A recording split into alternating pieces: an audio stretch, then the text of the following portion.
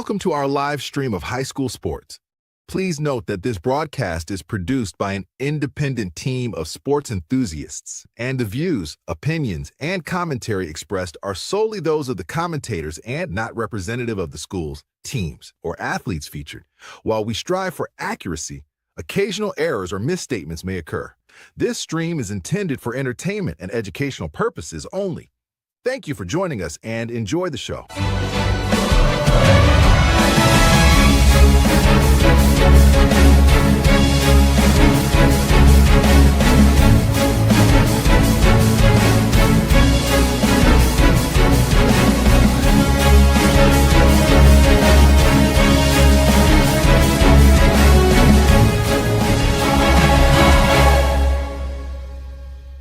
Yeah, come on, let's go. Hey, you ain't never seen nothing like this. Ain't no telling how it might get. It's the hypest right here. High school sports at its finest. So many highlights, you have to rewind it. Hey, Stream City, let me just remind you. The heart of a lion, a team full of fighters. So many stars on the field, it'll blind you. They're giving everything they got till the time's up. Yeah, legends in the making. History is made. We just getting started. You ain't seen a thing. YSN, gotta know the name. They gon' bring the flames. They gon' do their thing. Take it to another level, don't hold back. High school, got a passion and we show that. Got the drive and you know they got the heart. Number one spot for your high school sports. Let's go for the win. Hey. I did it, Ant. I broke it before we even got started. I broke my earpiece in my left ear trying to fix it. This is how professional we are today. Just absolutely. Great start. Great start. Boy, I'd say train wreck, but we don't say those around. We don't say that around these parts around here. Welcome to YSN Live. I am one ear DJ Oakley here on this particular program, joined by my co-pilot, as always, an 8-time best-selling author, Grammy, Emmy, and Oscar Award winner, as well as World Traveler, Pulitzer Prize runner-up, but we're going to get that next time. Ladies and gentlemen, Anthony Ronald Hartwig. And a lot of softball going down last night. Yeah. There was some cancellations. It was a mix of like some teams canceled, some teams didn't. It was one of those days where it was kind of hit and miss on how cold you wanted to kind of push the envelope on how cold you wanted to play. But we definitely got some games in, and I thought some teams that looked really impressive too. I mean, Boardman looking good, beating the Mooney team that looked good over the weekend, 7-3. Lakeview scored a ton, a couple of home runs, inside the park home run for Max Stowe. So yeah, every teams are looking pretty dang good. We got more softball tonight because no rain and a pretty warm forecast. I think it's going to be in the 50s, so everyone should be greenlit. Everybody that's supposed to be going should be going. Yeah. And of course, now that we said that, we certainly just jinxed somebody. Yeah. Thank you. You're welcome, I guess, in this particular scenario. What can I say except you're welcome? Now we got a copyright strike coming up. No, 30 seconds. It was under 30 seconds. We're good. No, that's not the fair use. That's not how that works. That sounded exactly like Dwayne "The Rock" Johnson. I don't even know that you can separate those two. So, thanks a lot. We appreciate it. Thanks YouTube for the copyright strike. I'm sure Mark Zuckerberg will get in on that action too. He's got a rager going on right now in court, so he's going to take his aggression out on somebody. So it might as well be a kid in a blue room. We have an awesome show for you. We are going to talk about all the softball scores, the lacrosse scores, and some baseball scores from the great state or Commonwealth, depending on where you are locale of Pennsylvania.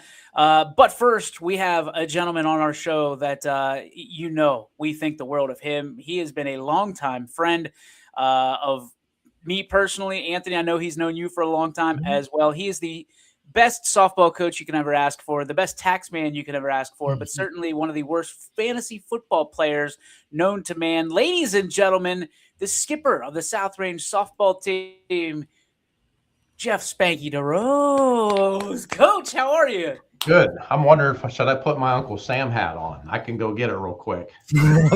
Tax season. I can do it. I mean, this is a busy time of year for so many different reasons, taxes being one of them, but softball being the other. Spank, when you think about, what gets you fired up about this time of year to actually get out there, to get hopefully out of the gym, stop hitting balls in the cage, what gets you tingly a little bit? Yeah, looking out my window right now, seeing the sun, and our JVs actually play today. Our varsity does not. We got canceled yesterday. We were supposed to be at Poland. But we got some time on the field yesterday, which was great. And girls needed some dirt because, like you said, getting balls in the gym or getting balls on the turf, you can only do so much of that. We're itching to get out and play some live ball. Hang on. I got it. It froze. My bad. Go ahead. Coach, when we rewind back to this interview last year, man, you guys were dealing with some injury bugs, and the health of this team was going into the season not what you wanted it to be. This year, it's a different story. You got a couple of players back that weren't healthy last year. Everything's looking pretty healthy as far as I'm concerned, as far as I know, unless there's some breaking news that we don't know about. But talk about what it's like kind of having a lot of people back and getting some players back that weren't able to play last year because of injury. Yeah, you're referring to Kiera Brogan, middle infielder, and Addison Wardle. I never call her Addison. I call her Socks, and I call Kiera Red. So those two girls, ACL injuries, they're back. They're strong. Excited. They've been performing very well in the couple scrimmages and some inter squads that we've been doing. But unfortunately, we do have the injury bug this year still. Ashley Rupert, who became our #1 pitcher last year, she's slowly but surely, hopefully coming back. She hasn't been able to practice with us yet. She has not yet been cleared by her doctor to play. She has like a floating rib and some nerve issues that she actually had last year, and she played through it. This year's a little bit more intense for her. We're actually looking forward to having her back. So, I mean, she's one of 5 pitchers that we have on the roster, and when we get her back, and I think we all know what kind of pitcher that she is, we're excited.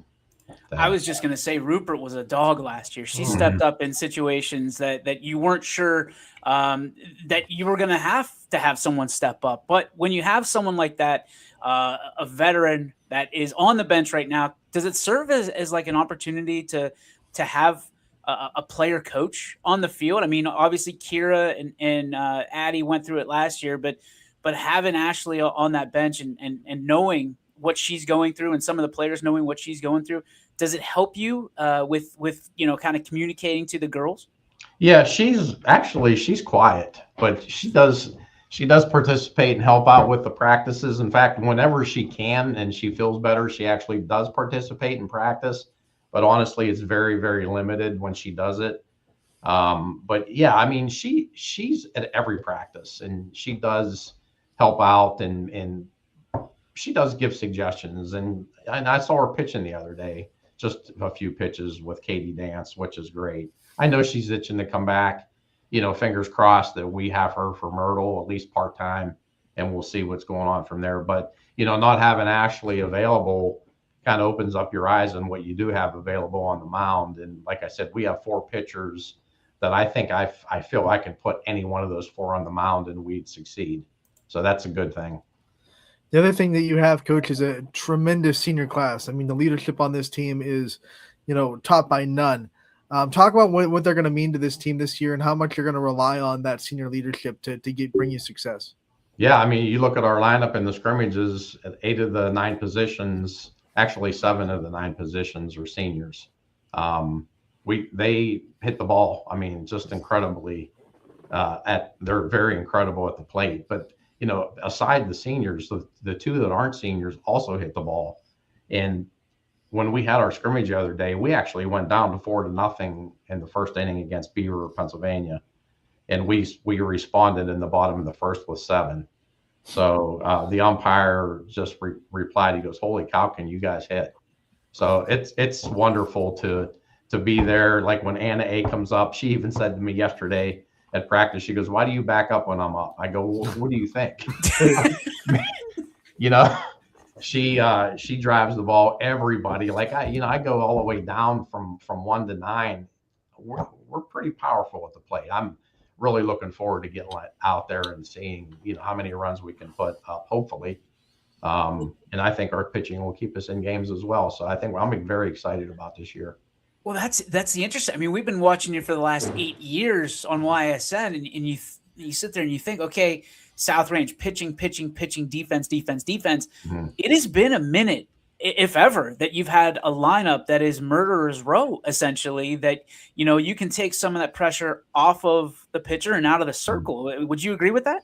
100%. And we were talking, coaching staff and I were talking the other day at practice and sort of going through the roster and saying, how many of our players can actually hit the ball out of the park. And I would say of the 9 that I see starting, 7 of them can without a problem. I'm not saying the other 2 couldn't, but we're doing some fancy things with them. So let's, we'll figure this one out. Hopefully a lot of dingers this year. Dingers. I love it. Dingers. That's one of the words we use every now and again. Dingers and galoshes. The girls know exactly what I'm talking about. Coach, DJ just brought up the 8 years that we've had with you on YSN, but even before that, this program has kind of experienced a lot of excellence and a lot of tradition. Another year where you have to kind of hold that up, and a huge senior class helps you do it. Talk about what it's like to just kind of have another year where it feels like, you have a window to make a lot of really special things happen. Yeah, I mean, our schedule, if you go back to last year, we lost 10 games last year. And it's like with the roster that we had, it's kind of like, how the heck did you guys lose 10 games? And it took a while for us to get started and figure things out. And I think this year we're well ahead of that curve. I think we have things figured out, but again, time will tell. But our schedule is tough, and we do that on purpose to get ready for the tournament play. I just think that our expectations this year, we're going to compete for the league, and hopefully we'll get out of districts like we have the last few years. And that's the plan. That's the goal that we set, is to get back to the regional tournament. Of course, you guys remember we run in some buzzsaws over the last few years, namely Champion, and was fortunate enough to beat them 3 years in a row with Gabby Gradishar at the mound. So if I can sit here and tell you that we beat Gabby Gradishar 3 years in a row, I feel like we can beat anybody, because she's probably the best pitcher that I've seen in my career at South Range. All right. So last year, especially, it was a late Easter. What that means for you is that you played a lot of games before you even rolled down to Myrtle Beach. Myrtle Beach is set usually to be a kind of warm up to the season. You kind of go down there, you get a feeling for who you are, your identity. This year, back to normal. You leave next week for Myrtle Beach. For you, I mean, are you sweating the fact that you're not able to get that pull-in game in or some of these games in before you go? Or does it feel kind of like it's working out in your favor and you can get those games down there, get a comfortability, come back, and then get into the conference schedule? Yeah, I mean, if I had my way, we'll get a couple games in. Mother Nature's got to cooperate. We're supposed to play our Monday game that got canceled because of weather is now tomorrow. So we'll be at Girard tomorrow.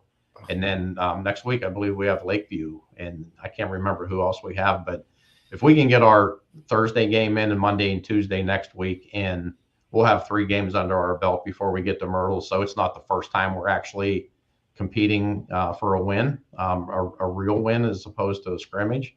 So if, like I said, if I had my way, this is the script that I want to see, is about 3 or 4 games before we go down there. So we're not totally vanilla when we're playing those teams in Myrtle, because I mean, the teams that go down there are good. Yep. I mean, every year I can't remember how long it's been since we've been going there. I want to say 15 years or more. We've never lost more than 1 game. Last year we lost 3 down in Myrtle. And like I said, it took us a long time to figure out. And like you said, Easter was late. So it took us till after our spring break trip to get our roster and our personnel and where they're supposed to be, in not only in the field but in the batting order, figured out. Hopefully we have that figured out before we go down there next week. Coach, when you talk about the league schedule, I mean, this conference is not easy in itself. I know the out-of-conference schedule for you is not easy either, but a little bit of a change in the NE8 where they've scheduled you to play a team once and then you play them again after you play everyone else once. What do you think about that, and what do you think that does for you? You know, you play a team like Lakeview next week, but then you can adjust the whole season until you play them again in the second round. What do you think about, you know, having that kind of schedule where you play your league games once and then a break and then play them again? I like the change. I mean, playing back to back sometimes, I mean, it's okay with me. It's okay with the softball community to do that. Baseball is obviously a different story because of pitching. But in softball, you can see the same pitcher on a Monday and on Tuesday you saw on Monday. I like the change. I just like the fact that, you know, we're maybe giving some more opportunity to prepare for the team that we just saw. So like you said, for example, we have Lakeview on Monday. We won't see Lakeview for another 3 weeks or so. It's hard to prepare for Lakeview the day after if there's something that we saw on Monday to get ready for Tuesday, which gives us 3 weeks to get ready for them the next time. So I think us and Lakeview is going to be a great battle like it was last year. You ready to put up 25 runs? They put up 24 last night. 26. 26. Sorry. Yeah. We'll try. I mean, I want to be the announcer on that game. Let's that go. would be unbelievable. You want to talk about dingers and galoshes? We're talking. What other than dingers and galoshes? What's got you excited for this year, Coach? About your team, about your staff, about your girls? Well, you know what? I like the way that our girls respond to not having Coach Farron around. As we all know, Coach Farron passed away a few weeks ago. You know, I thought it was gonna be one of those things where we're gonna, you know, have a bump in attitude, and not have a bad attitude, but a sad attitude about Coach Farron not being around. I think that after we experienced his funeral, and you know, the girls were all there representing the softball team to see him. It was like the very next day, it was like back to business. And I'm excited because there's been times in the past that our teams have gone to the state tournament, come back the following year losing one player and lost in the districts. And they lost focus because they thought they could step on a field and win a game. This team, although we didn't make it to the state, we were literally one hit away from going back to the state tournament last year. And this team's focused. They know what's ahead of them, and they know what light is at the end of the tunnel. And I think that they're very focused to get there. Follow-up question real quick. I mean, is there a mission? Obviously, as close as you and Coach Farron were, and as close as he was with this team, as part of this team, is there a mission to have some finished business in June?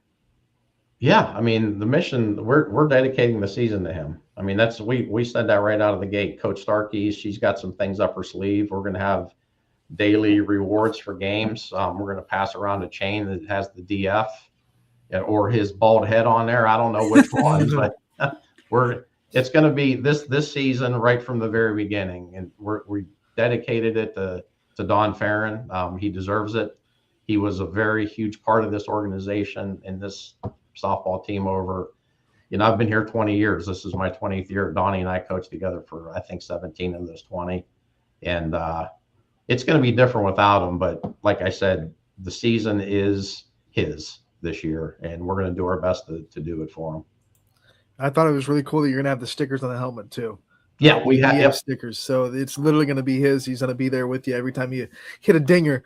People are going to have to see that DF around the bases. Coach, well, I want to talk about your staff, though, because you have one of the best staffs in the area, and you consistently have one of the best staffs in the area. Talk about your staff and what they're going to look like this year and what they mean to this team. Yeah, Melissa Starkey, she's been with our program. I want to say this is her 6th year. Melissa's played collegiately at Akron. She's an awesome coach, and the girls relate to her. I'm the only male this year on the staff, but you know, having Melissa around and her knowledge, and not just the knowledge, but the passion that she brings to the team. And she has a no-nonsense attitude. I'm a little bit more lax than she is, and she brings that element to our team that we need. So I love having her around. And then we have 2 new coaches this year. Chelsea Razo comes to us from Ursuline. She's been an assistant coach at Ursuline High School varsity for the last, I want to say, 5 years. And then new coach, Jamie Farron, Donnie's youngest daughter. And, you know, I thought Jamie was always shy and quiet, but just to watch her coach is so rewarding to me that she's not shy. Donnie didn't talk a whole lot, but when he did, everybody listened. And when Jamie talks, everybody listens. Well, I naturally everybody knows who Jamie Farron is because of what she was able to do and who her last name happens to resemble. But I will tell you, with Chelsea Razzo, a lot of people don't know she was an absolute dog in her day as well. Yes. She's got, I think, every single record in East Palestine High School. She was a freshman when I was a senior, and boy, she rewrote the record books. And she's got 2 young ones coming up the pike that are just as good, if not better, if you ask Chelsea. So, hey, Coach, well done. Way to bring them in. The last thing for you from your standpoint, a little bit of an inside little question here. This time of year, it's about your birthday, isn't it? When we go to February 22nd, the girls, they sung happy birthday to me. I turned the big 6-0. See the receding hairline? Yeah, I feel real bad for you. Yeah. It's so funny because I sit here and I see myself on the screen. And after this interview last year, I got a phone call immediately from Don Farron that says, "My God, is your forehead big?" So for those of you, DJ, put your head down. Let's compare foreheads. Okay. Right. My brother always told me I have enough forehead for 4 heads. So you got enough for 6. You got a 5 head, buddy. That's all. That's all there is. I like the infinity head going there. So I should go get my Uncle Sam hat real quick so you don't see my forehead. Can you get it? Do you have one? Absolutely. Hold on. Let's do this. Let's do it. Let's do it for the content. Salute. That's what I'm talking. Can we get full screen on him? All right. There we go. That's what I'm talking about. Get your 1040s done. I'm ready. $250 an hour. Let's go. It's just a write-off, right? That's what everybody tells me. It is. It's just a write-off. Jeff, cannot thank you enough. You're always I can't thank you. All right, that's enough. I love it, dude. Oh, Uncle Jeff with the hat. Hey, thank you so much. Cannot wait to see you for a multitude of reasons. Certainly down in Myrtle Beach, we'll eat well. We'll have some fun, and certainly we'll share some stories as always. Absolutely. From South Range, ladies and gentlemen, the head skipper, Jeff DeRose. Thanks, Coach. Appreciate you having me. Appreciate you. He's a legend. Absolute legend. I cannot wait because the first place that we go to eat down there, it will be his birthday. There's a guarantee. I will tell the waitress, hey, this old guy, 60 years old, it's his birthday. And it'll be every single place we go. I promise you. He acts like he doesn't like you. He loves it. He loves it. Laps it up. I hope he brings that hat. He's going to sit in the background for a little bit so he doesn't have to get back to Texas. That's okay. He's his own boss. We love it. That's the beauty of it. He's other than. Oh, there he goes. See, there it is, Ian. There it is. You ratted me out, Ian. Ladies and gentlemen, at this time, we bring in YSN's #1 investigative reporter, our very own Adam Schefter of the YSN World. Ladies and gentlemen, from Calcutta, Ohio, Michael McNuggies McKenzie. Hey, sorry to keep you around in the back there, pal. How are you? Oh, good. I'm doing good. How's the voice? Great. Good? Yeah, we're good. We're good. A lot better than it was on Sunday and Monday. Way to bring it. What were you doing? I got no idea. I just woke up and the voice was hoarse. I don't know why. You still got a little bit of it. Yeah, it's still there a little bit. It's still there a little bit. Hey, we appreciate you fighting through it. Okay, you're a soldier when it comes to that stuff. That's a tough ask for a broadcaster to fight through a hoarse voice. And I'm being dead serious because it is tough. Because you hear yourself and you're like, that's not what I sound like. Yeah. How about this? Looking good, Jeff. Coach Coons. I would argue that Jeff Spanky DeRose never looks good, but that's a personal opinion. I'm kidding. All right. We have some things to talk about because yesterday we talked about some conferences, boys. Oh, boy. We have some breaking news floating around the Rumorville. Do we want to talk about it? I mean, I guess I just brought it up, but do we want to actually bring this up? This is probably one of the more crazy things that I've seen in my years. We've heard rumors about the MVAC and the EOAC doing business and going off of each other and utilizing their scheduling conflicts and trying to take care of each other. We thought that was a done deal. Apparently, it was just a rumor. This is a rumor, but there's a lot of smoke around it. You know what they say about where there's smoke, there's fire. Ladies and gentlemen, the NAC, the all of a sudden power conference of the NAC and the EOAC are going to be utilizing each other in football, as I understand it, just in football, are going to be utilizing each other, leaning on each other to build a schedule that potentially could place a big division for schools and a small division for schools of the likes of Ashtabula St. John, East Palestine, Pymatuning Valley. I mean, you name it. All those schools playing each other in football.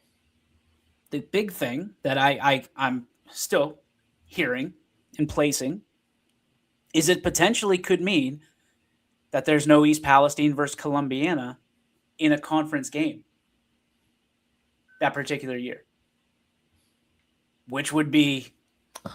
And I'd lose that rivalry you were talking about, yesterday. That's one of the biggest rivalries in Columbiana County. So United in the same boat. United and Columbiana would be two of the teams that are floated up into that bigger division, right? Leetonia, all this. Hey, we have Tonya's back. we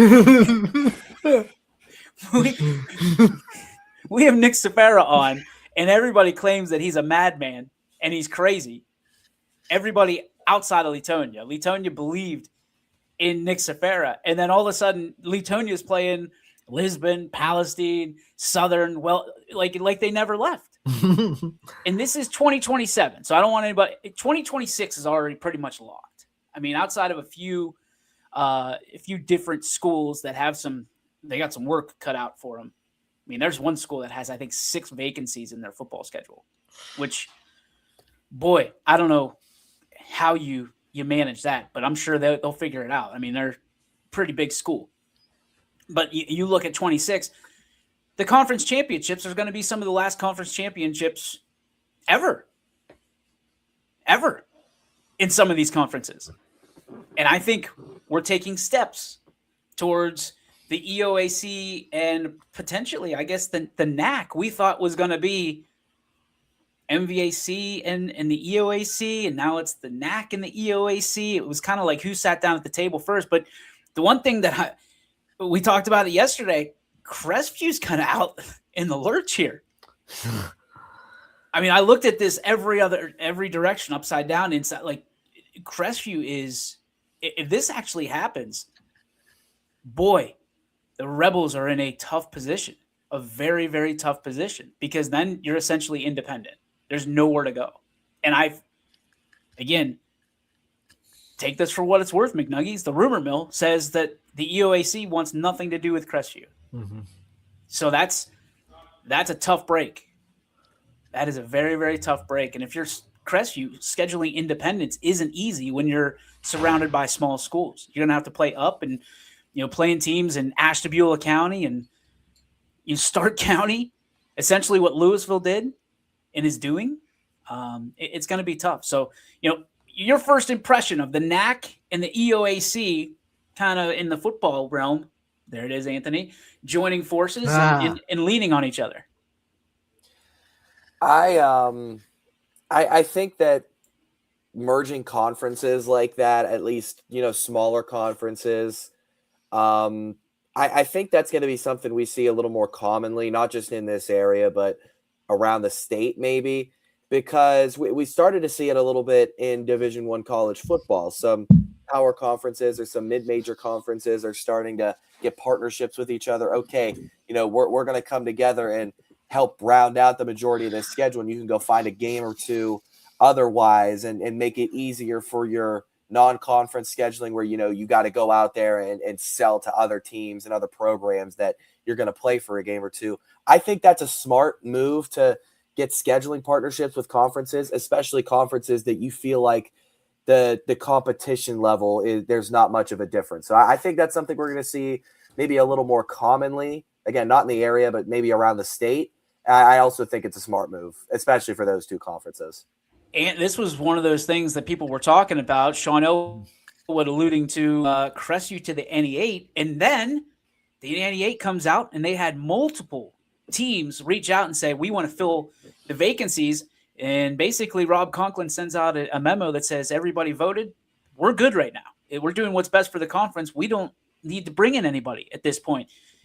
Would Crestview be a good fit for the NE8 in your prediction or in your estimation? I actually think they would. I know it's not the best travel situation, especially for, Crestview to, I think Lakeview and Girard would probably be the two furthest away from them, but that's no different than the MVAC. I mean, Crestview's traveling up to Champion, Newton Falls, Brookfield. Those are all kind of hikes for Crestview anyway. So they were kind of the odd man out geographically in the MVAC grade tier. So I think the NE8 would make sense. They would be a smaller school, but they're on the around the same size as South Range in most sports. So there's no like huge discrepancy between sizes. I think it would be a pretty good fit for Crestview, especially, if down the line, I've heard other teams in that boat for the NE8, although the NE8, like you said, has come out and said we're good right now. But I've heard West Branch Salem maybe wanting to be in the NE8, and, that's kind of the same crowd, so I think Crestview would be a pretty good fit for the NE8 schools. I happen to have 3 schools that I think would be a perfect fit for the NE8, and they're not big schools. I mean, I guess one of them technically could be. I like Liberty a lot to the NE8. I thought that made a ton of sense on a multitude of levels because of the location, because of the size of the school. Liberty has a South Range type mentality. Todd Smith is an unbelievable AD and is doing wonderful things over at Liberty. And I can tell you that them playing Boardman this year in football is one of the gutsiest moves I've ever. And it is not just to get notoriety. The conversation is we're going to go in and win that game and shock everybody. We're going to stun everybody. I love the confidence. I love the outside the box thinking that Liberty does. I think they could bring a lot to it. Todd, as well as the entire administration, to what the NE8 is trying to do, especially, I mean, you have an athletic director in Brian Banfield at Poland who is on his way out. Obviously, the loss of Donnie Farron, who is a founding member of the NE8, and Nancy Knight a couple years ago. There's some new faces and new places coming into the NE8, and I think with what Todd Smith does, and obviously it's a superintendent conference, if you know what I mean. They do all the voting, but at the same time, it's a business conference in that Liberty has that same mindset. I will tell you that Todd Smith is one of the most impressive athletic directors around, and Liberty is very fortunate to have him because what he's been able to do in the short time that he's been there and continuously be thinking outside the box. I was told there will be another game at noon coming up this fall, which we're excited to have here on YSN. It'll be soccer at noon that we will have on a Thursday. So we're excited to have that. Get your soccer voice ready, DJ. I told him, I said, buddy, I don't know anything about soccer, but if you're going to do it at noon, we'll do it with you. We'll be your dancing partner. So we'll have that at noon. Excited for that. And then, what's another Crestview is another, I thought, perfect fit for the NE8 based on location. Yes. Another, a Columbiana County school, which there are none in the NE8 right now. Beaver Local is, I thought, a perfect fit for the NE8. I know there's some I don't know, nervousness to when they went to the All-American Conference before, and that's okay. Yeah, I get it. You get burnt once, you don't want to touch a stove again. I think that West Branch is another one. Salem's another one.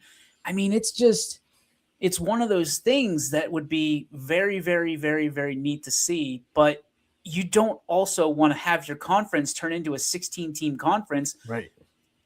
because it doesn't work. We've learned that these giant conferences, McNuggies, they don't work because it's like balancing a plate on a stick. Like you've got to be very, very careful about how long you go and wanting to grow a mile wide and being an inch deep.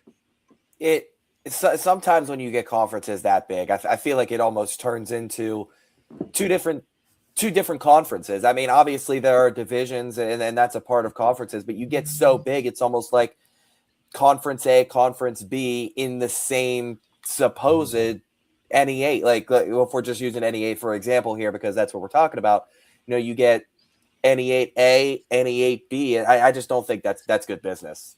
And especially if you start dividing the conference into, these are the bigger schools, you're going to play each other. These are the smaller schools, you're going to play each other.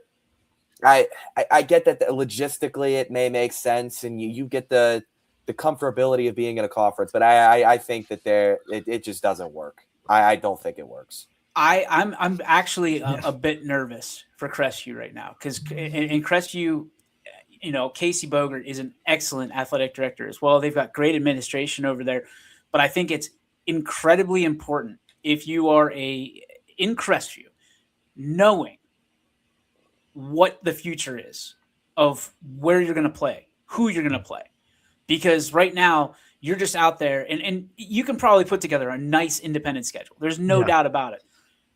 But people don't realize how much work that is for athletic directors. And Casey's the only athletic director there at Crestview for the entire district.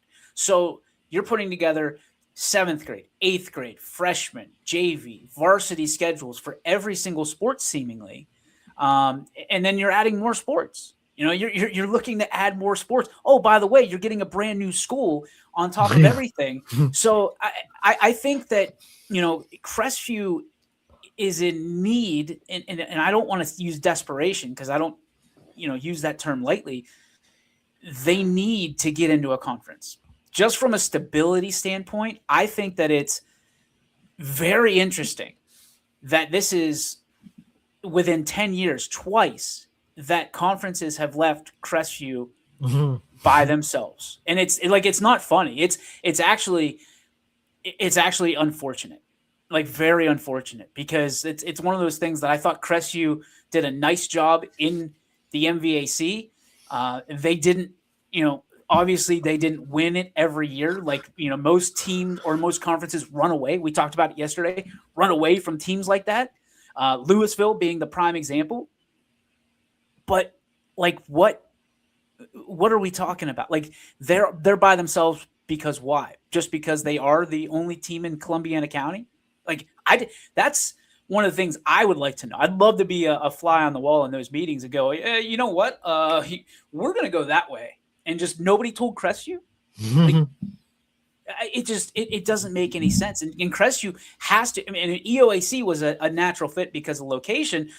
But now you're sitting there, you're like, okay, we've got to find someplace. We have to find a home because otherwise, Casey is going to be working around the clock 24/7 because, especially when you talk about the smaller schools in the EOAC, the smaller schools in the NAC filling each other's schedules. What does that mean for a school like Crestview who doesn't have a dance partner right now? Yeah, and it's crazy. Yesterday we were talking about open enrollment. Now some schools don't want Crestview because of open enrollment, but you look at the numbers. Crestview, when you take all the Columbiana County schools, open enrollment total, Crestview is actually at a net loss for open enrollment, not a net win. So they're not one of the schools that has benefited size-wise from open enrollment. So it's kind of crazy that that's one of the reasons why they're being blacklisted. When you look at the numbers and you realize they're not one of the schools that has actually gained numbers because of open enrollment. They've actually lost more than they've gotten through open enrollment. Which makes you wonder, and you hate to think about it, with open enrollment the way it is, how many people are going to sit there and go, well, there's stability over here or over here or over here. And that's why I sit here and wonder, because it's a business now. People can chop it up any which way they want, but it is a business. and the administration, to the sports department, to the academics, obviously, first and foremost, hopefully. It's a business. How can you help my kid or help my family get what we want out of life in 13 years from kindergarten through graduation?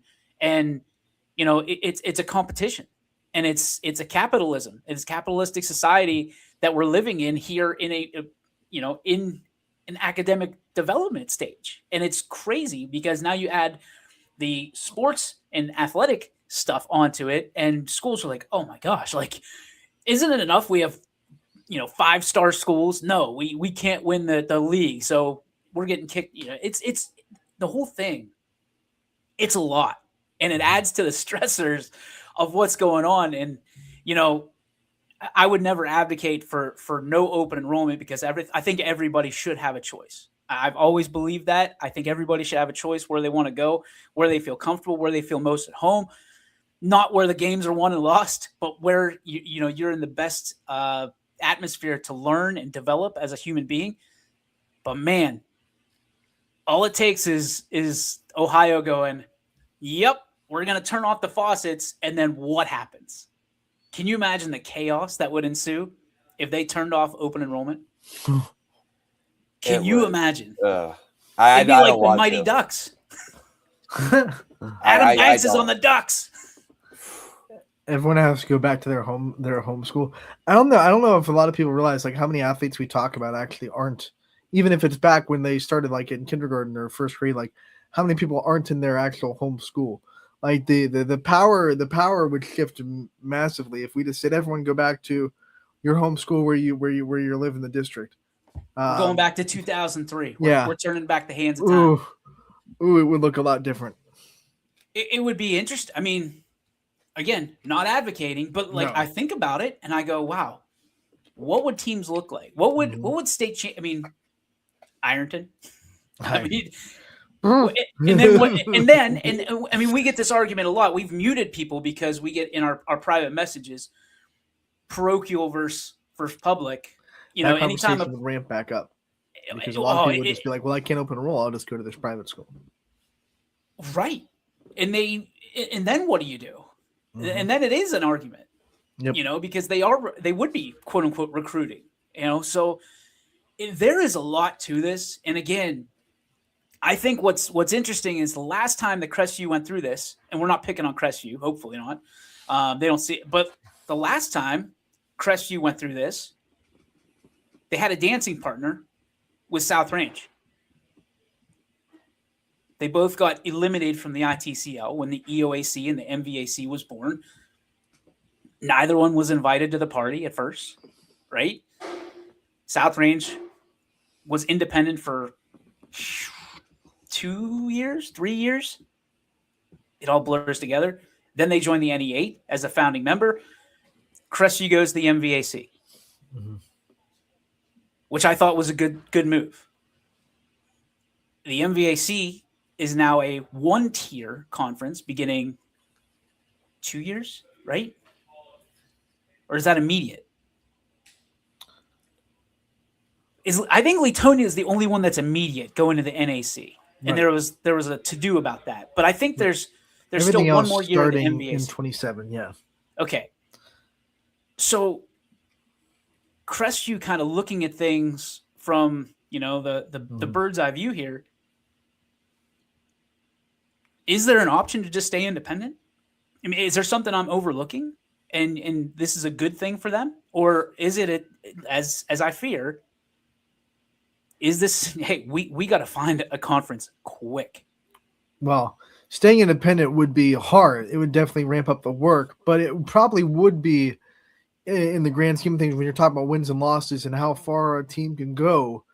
We've seen independent schedules burst teams up into being able to turn themselves into, state championship level teams. We saw it with South Range when they had the independent schedule before the NE8 was locked in. What that did to their program, all of a sudden they were going to state, they were going to regional finals in a lot of different sports.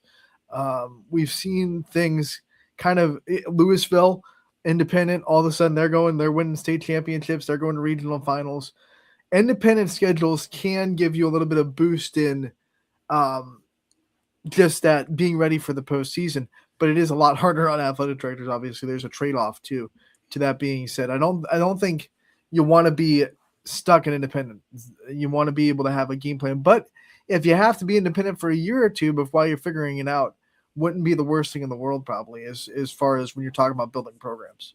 John Stout makes an interesting point. And again, we're not pointing the finger at Crestview as they did anything wrong. I want that to be 100% clear. We actually, it's a bad situation, you know, and I don't think that they did anything to earn this. John says Crestview does nothing that other schools don't do. He's absolutely right. And at the bottom of that, he says, you know, facts are Crestview, if they're in your conference, they make you play better. And I don't disagree with that one bit, not one bit. And I think that at the end of the day, it's just like, you've got to be frustrated. You have to be frustrated. And I think you can, if you read the Morning Journal article, and I want to make sure we cite our sources because that's what we do on this show. It's a scenario where if you're sitting in Casey's seat, and, you know, I feel like I know him well enough to know, like, you've got to be frustrated. Like, you are I believe, a very valuable part of the MVAC. Now, that being said, I think everybody saw the house of cards that particular conference was. And when the rumors started happening that, you know, we don't like, you know, most of the Trumbull County schools were the ones that did not like being in that particular conference for one reason or another, which is fine, right? When you see that writing on the wall, it's time to start sorting your stuff, right? Yep. And I don't think that Crestview got caught with their pants down, but it's also a situation where, boy, how did everybody else figure it out and find a home? And Crestview still sitting. I don't know if they were chips in on the EOAC thinking like they made a deal, or that, you know, something happened or didn't happen that they would be able to sit at that table. That would be fine. And again, we don't know. We are just speculating. And I know speculation lets the imagination run wild, but boy, oh boy. I mean, and I wonder if they were asked to be on the other tier and said no because they thought other things were going to happen, and then now all of a sudden they didn't happen, and now that door to go to the other tier and stay in the MVAC is closed, because we've seen Newton Falls and I think one other grade tier team make the move over and stay in the MVAC, just play with the Scarlet tier and now be Newton the MVAC. Newton Falls, to me, I think that's the only team that hopped over. So I wonder if Crestview was asked to do that and said no to it because they thought other opportunities were going to come, or if they weren't even asked. They were just like, hey, you know what? We don't want you in the Scarlet tier. I still don't think that it's over. I still and Crestview might be in the perfect place for all we know, and just waiting for the other cards to fall. You know what I mean? Because I still don't think that there's teams in the MVAC that are super comfortable where they are. You know, I think they'll be there, but I think you're going to look at this and go, okay, but why? But why are we here? What does this do for us? And I think it's every responsibility of a district to be able to ask that question. What is in this for us? But also, you can't get caught up in, if we don't win it, we're going to take our ball and run home. That's the difference.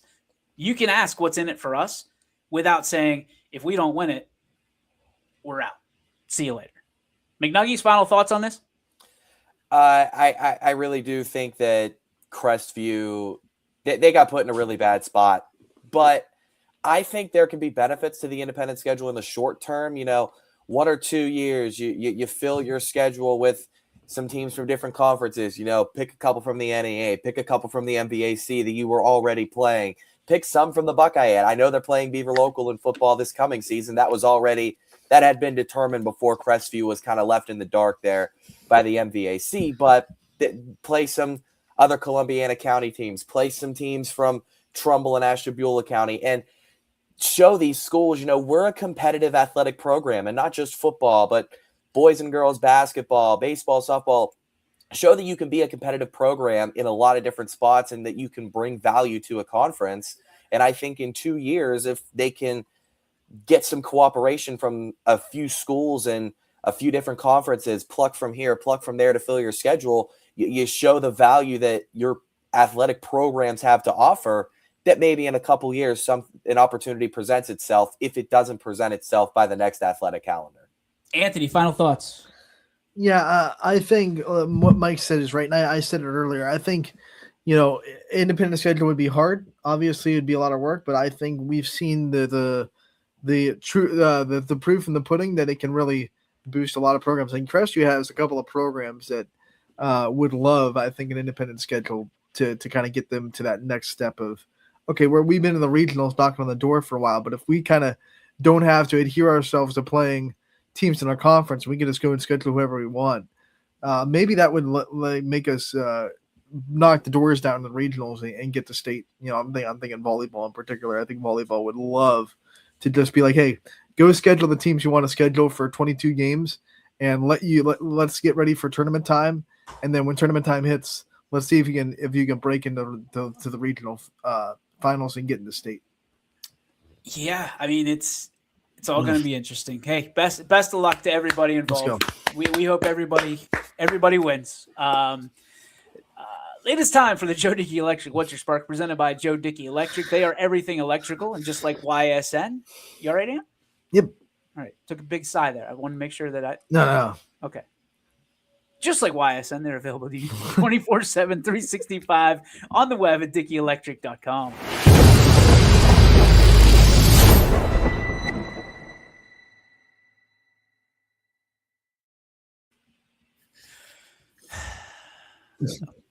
Dang, dude. I'm just trying to do a read here. Just trying to pay some bills. Annoying Anthony.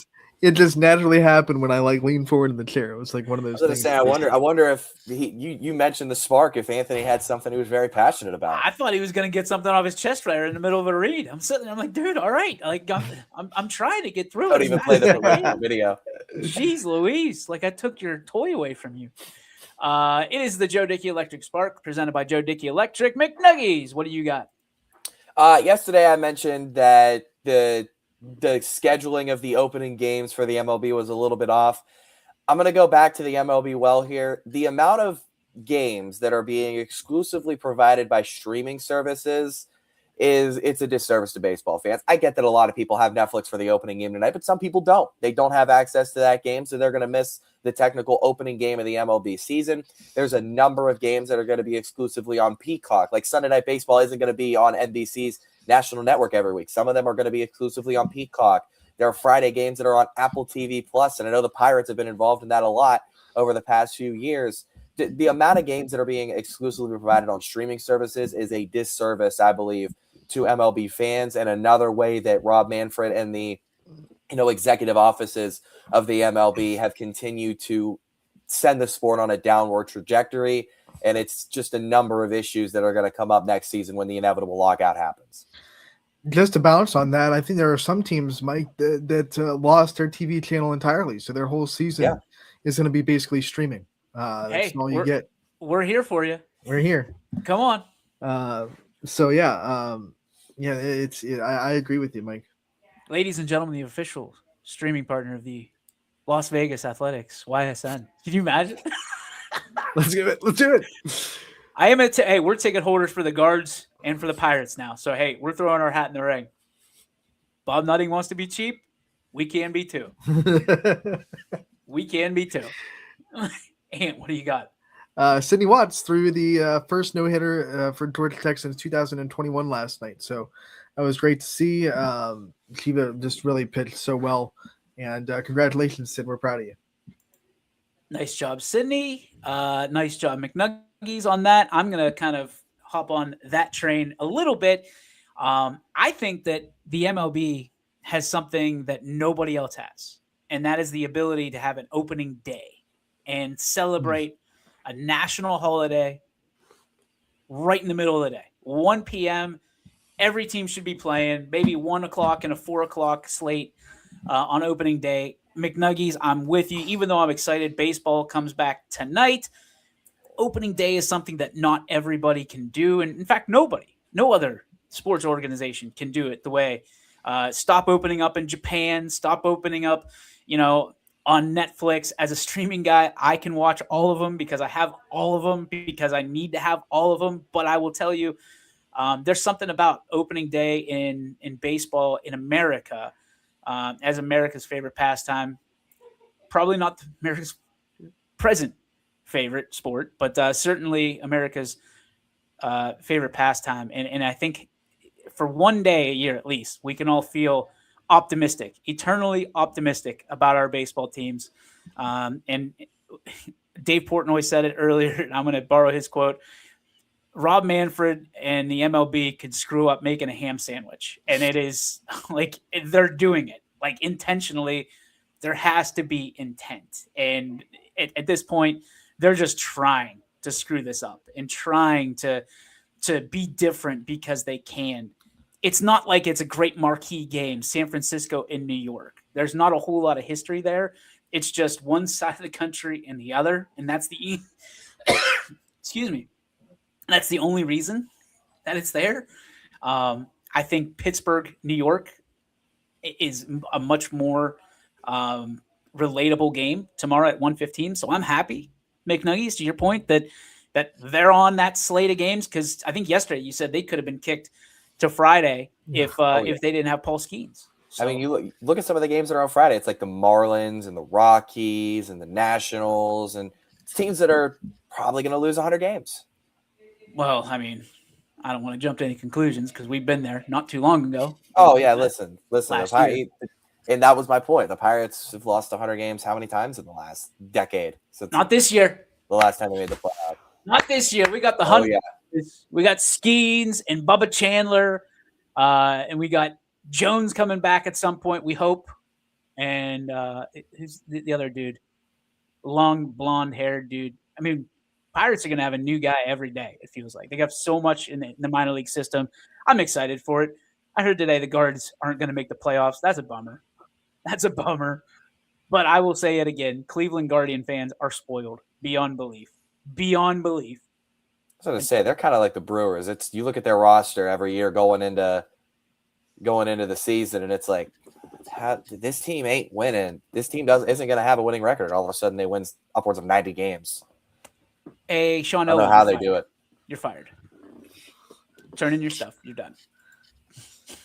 And they'll still have 20 more wins than the White Sox. Is he a White Sox fan? Yeah.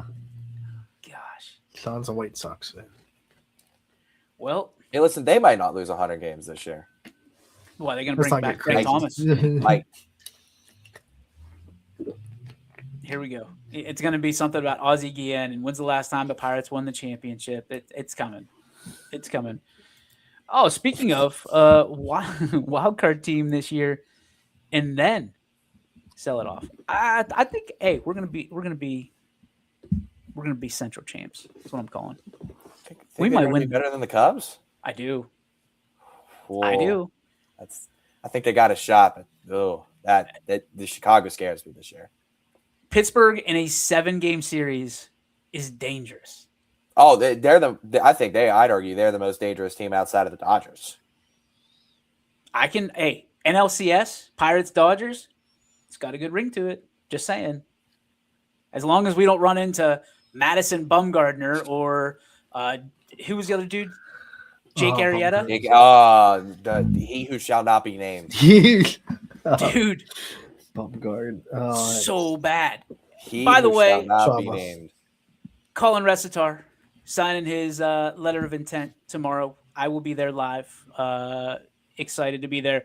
It's at 1:30, which the Pirates game starts at 1:15. And I texted Scott earlier today and said, of course you would sign national letter of intent on opening day when the Pirates play 15 minutes earlier. So that'll be kind of a in and out. See you later.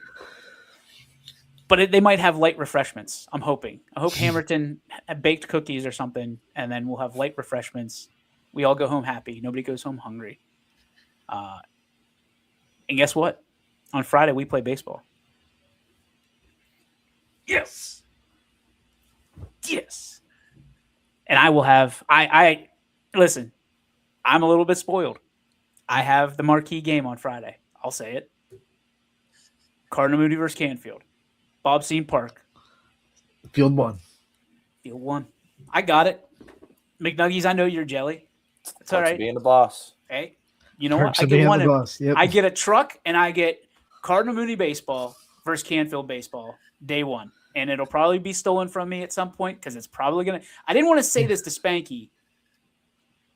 I don't think he's playing tomorrow. I don't think you're playing Friday either, to be honest. I don't think anybody's playing Friday either. And Saturday Apparently- looks really bad. Hey, but next Friday, a week from Friday, the forecast right now is 80 to 80 degrees. So in hold Myrtle on. Beach. Hold And on. we'll see you. We'll see you there. We'll be down there. Another point I want to make before people get too uppity with us as we go down there. There is a streaming service that Ripken Experience has. Yes. They've always been very nice when we walk in there, but there is an element of uncomfortability that I think we could bring to the table at this point. It's only been 6 years of us going down there. They don't we don't have a table. There's nothing. Like one day I did it like sitting on the concrete, and it's like 90 degrees and everything overheats. So you start in the shadows and then the sun moves. And I don't know if you guys know science or not, but then you got a bunch of stuff that's just exposed to the natural weather, which doesn't end well for us usually. So here's what we're doing from now on. Since the Ripken Experience has streaming available, we are pushing the Ripken Experience stream. We will do interviews from there, whether they be, like these, or whether they just be, the player of the game scenarios, coach, post-game conference, stuff like that. That's what we're doing for baseball, because baseball is, especially at the Ripken Experience, it's a challenging, no pun intended, experience for anybody that streams. They allow us in because they get it, but it's also like They're not helping us. limited help. Like they give us a plug to plug in, and then it's like, all right, watch these idiots. And we are idiots when because we're like moving tables and stuff like over. But I will tell you this: Sam Torres got something figured out last night with Game Changer. We could be on to something, boys. Uh-oh. I can't wait to hear it. We could be on to something. We're going to keep that under the hat, but we'll let the imagination run a little bit wild for all our fans out there. So, that being said, if you want coverage, make sure we have your Game Changer. Yes. It's pretty important. And if you don't have one, bug your coach to make one. I think everybody's got Game Changer now, right? I think you almost have to have Game Changer at this point. I don't want to call out people, but there's a particular team that I'm doing tonight that does not have Game Changer. What game are you doing tonight, Anthony? I'm not saying. I was just trying to get that bus rolling right over top. No. Send us your Game Changer, please. And especially for the write-ups and Yes. stuff like that. It's so important this time of year. Thank you to our friends at East Palestine, Clarence Andre, Jen Andre, for making sure that we had the Game Changer last night. We reported that game immediately, pretty much. Yeah. And a bunch of them. So we're not going to be happy till we have all of them.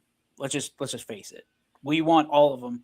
I want to put Anthony to work and make sure he's working hard. Yes, throughout the night. absolutely. So, and we can get those. They do the recap and we just rewrite it. So it helps. It helps. Big Nuggies, great show today. Great points. Salient points. Is that a real? Is that? Did I don't hit know that? if that's a real word. I don't know. No, I think you did. Salient. Yeah, it sounds right. I'm educated. That was a salient Take that, point. Sarah from UK. If you're out there watching on Twitch. Yeah, Sarah. Sarah from EP got real mad. She thought I was tossing her under the bus yesterday. I was talking about that The Brit. Gunga to Gunga over from the UK. Bloke across the The pond. bloke across the pond. Are we allowed to say that word? Is that? I thought that was like the F word in English. No. As No, long as you don't that's say the good. one. No, yeah, bloke is Bloody. fine. Bloody's the. Oh, bloody. Oh, bloody hell.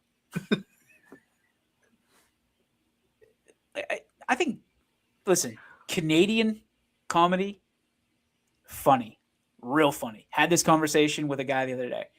I love Canadian Trailer Park Boys, Shoresy.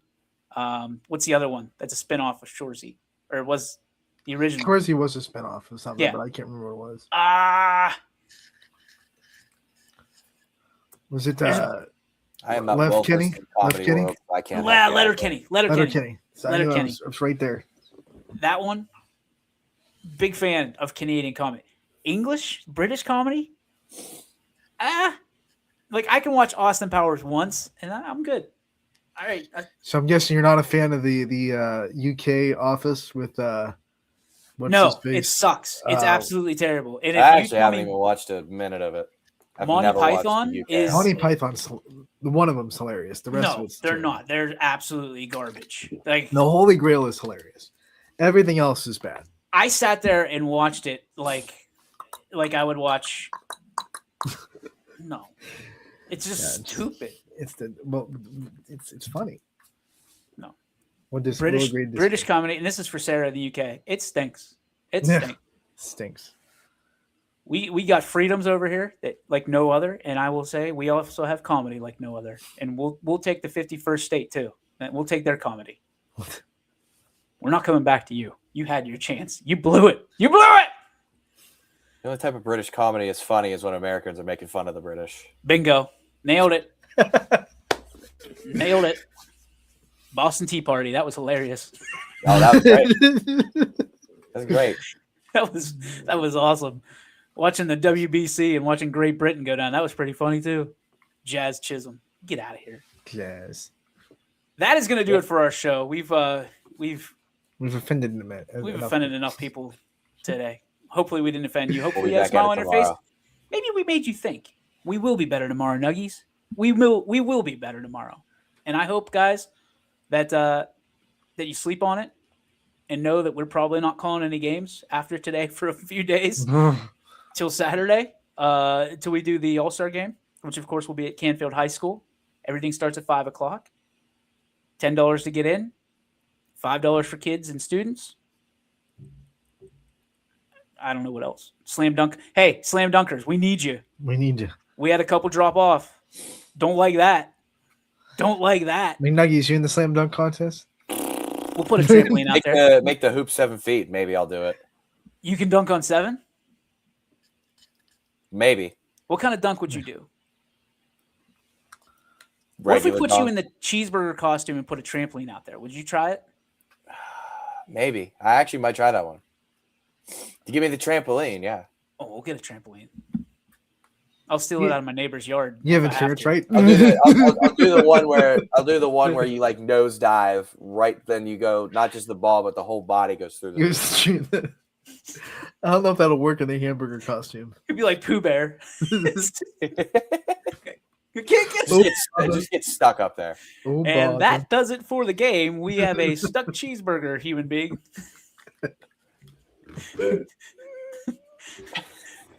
What was the name of that? The Hamburglar. The Hamburglar. stuck. Hamburglar. It's stuck. Trey's Gourmet's all pissed off because he lost his costume. McNuggies can't get out of the basket. His Ruined. legs are just. Ruined the entire All-Star game. Ref Rob, he's hacked off. He's out. Steve Where'd Beasley's Rob gonna have go? to pick He's you up. fine. He's 9 feet tall. He's just gonna pull you through. Nah, he's gonna do when you get 2 basketballs stuck in the net and you got to punch them up. Just gonna punch me up through the other What if way. he just does whack-a-mole and puts you through it? And then it's boom, like instant concussion? Instant. we talk about Waste. Steve Beasley like he's Donkey Kong or something. Like he's a normal sized human being. Otherworldly being. Gosh, this show stinks. We'll be better tomorrow. Thursday show for you. Hopefully I believe I have the Wyndham softball coach tonight. I thought you Trying to said work St. on- Thomas Aquinas. What did I say? You just said Wyndham. Aren't we doing Aquinas tonight? Yeah, my bad. St. Thomas Aquinas, same colors. Yep. My bad. St. Thomas Aquinas, my bad. Thanks for the pickup, Anthony. Wyndham, you're invited too. If you want to Come on. come on, let's have a chat. And then I believe we will be working on players throughout next week. Yes. And we will not have a show. We're canceling on Thursday, just FYI, because Opening I day. leave. Yeah. I leave Wednesday night at the butt crack of midnight. Not even dawn. Yeah, I think it's like 1 o'clock in the. Well, no, Moving quietly in the night. I don't know When if when everybody sleeps, DJ's up working. Just like the Baltimore Colts. Just leave in the middle of the night. Don't tell anyone you're leaving. Go to Hey. Indianapolis. it worked out for Indianapolis. I know it worked out really well for them. I love Indianapolis. I've never been there, but I want to go there. I love it. I love the Circle City. You just want to meet Pat McAfee. Okay, yeah, I do. Sue me. So sue me. Connor Griffin's there now too. Like Yeah, all I the was gonna say, let's people, go see Connor Griffin play. For all my the- friends are there. Apparently, Hopefully, it's like, just a month. hey McNuggies, let's go on the road. You and me. I'm we're- down. I'm down. Let's go to Indy. All right, I'm I'm down. down. All right. Mrs. Let's YSN is gonna have a few questions, but you know what? I've got a designated driver, so we're good. Boom. We'll just keep going in circles in the Circle City. Like we'll figure it out figure it out when we're over there. You think Pat McAfee would mind if we knocked on his door while we're over there? No. It's got to be guarded. The Thunderdome. Just Oh yeah, there's definitely guards posted outside. hi, we're here for Pat. Who are you? That's what I said. We got to dress as UPS Come on, delivery people. We're the Yeah. international show. Thank you very much. We're seen in the UK now, and also we're soon to be the home for the Las Vegas Athletics. Ever heard of us? YSN? No. Okay. Well, we'll see you later. Thanks. We'll see you later. Please don't serve us with a restraining order. Best of luck. DJ has to stay 50 yards away from Pat McAfee all the time. Nothing would crush me more. Like nothing would. Like that would be. I would hang it up. I'd definitely frame it. And Never meet your hero. I got his autograph. That's it. I do have his autograph right now. It wasn't like personalized, but like Look, it's personalized. My name's on here too. yeah, his name's on it. Yeah, my name would be on it too. I mean, I would frame that sucker. That would be in like the Joann's fabric glass that the custom frames, like the museum glass. You'd be That is hanging the- it right above that scrapper's pennant behind you. I might take my wedding photo down and replace it with the restraining order. I think Sarah would be okay with that. She'd be like, "Yeah, that's definitely that needs to go there Yep, you're right. in the living room, like just a talking point." Hey, did you guys see that over there? Look at that. That's a restraining order from Pat McAfee. One of one. A restraining order frame. Oh, it's from Pat McAfee. Oh, okay, that makes sense. Yeah, hey, No, it tracks. it tracks. It tracks. This show doesn't track. We were trying to get out of here 15 I minutes was ago. gonna say this show's sunk to the bottom of the ocean real quick. Welcome to YSN Live, aka the Titanic of streaming. Too. That's going to do it for our show today. Thank you to Jeff DeRose for stopping by earlier. Best of luck to South Range. Just getting a game in before Myrtle Beach. Spanky's always fun to talk to. Thank you to, hey, McNuggies, good work today. Good work. Great work. Ronnie, great work today. Wonderful job. Great job. And then, we'll see you tomorrow. We will have hopefully some great interviews. If not, we'll talk about conferences again because that seems to sort people up. We'll be better tomorrow. And if we're not, we're sorry about it. And certainly, gentlemen, if we are not better tomorrow, be better tonight. Be better people. May the sports be with you, gentlemen. And with you as well. YSN thanks you for watching this presentation of Your Sports Network. For stories, stats, and more, go to ysnlive.com.